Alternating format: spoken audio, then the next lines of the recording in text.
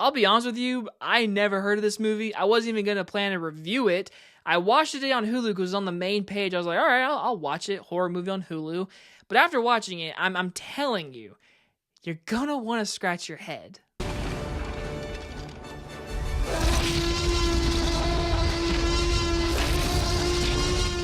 Control Freak stars Kelly Marie Tran and is about a motivational speaker is tormented by an unrelenting itch on the back of her head.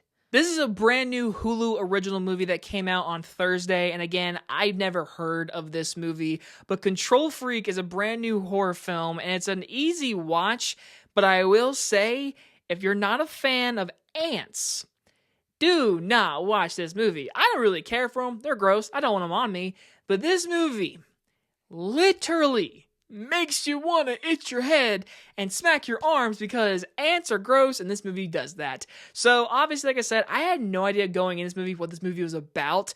Kelly Marie Tran, obviously a lot of us know her from Rise of Skywalker, Last Jedi, and obviously I do not agree with how she was treated. She was playing a role. She did her job. This movie, starting with the positives, she's freaking awesome. She is so good in this movie. Her character is just not a character you really want to root for at first because the whole movie's progressively telling you a story about family trauma and what it does to a person. And I thought she did a fantastic job. The movie is slowly spoon-feeding your audience, telling you what's going on, while she keeps itching her head, and then things get progressively worse.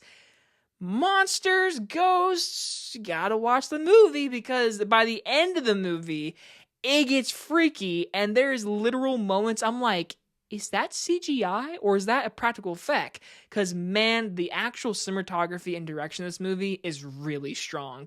I found the movie to be way more creative than the actual story it's telling because by the end of the movie, I do have some issues with the overall pace of the movie because like I said, the movie's really speed fooding you what's happening to her, what happened to her, and by the end of the movie, you know what happens in the third act, batshit crazy style over just everything, and I was really in all of it. I was like, this movie is really well directed. Shao Nogo, totally butchered that name. I know I did.